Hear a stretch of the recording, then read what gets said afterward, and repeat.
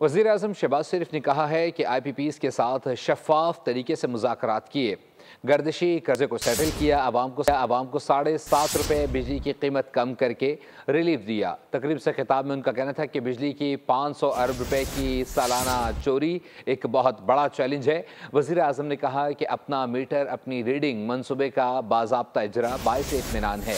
उन्होंने बिजली के बिलों में PTV की फ़ीस ख़त्म करने का भी ऐलान कर दिया।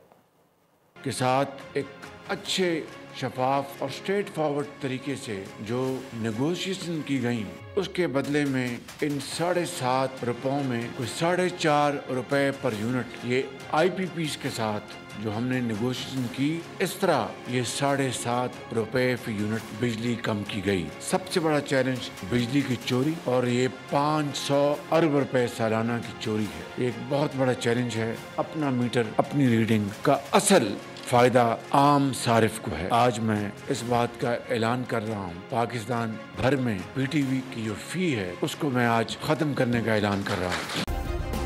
सब्सक्राइब करें और बेल दबाएं ताकि कोई खबर रह न जाए।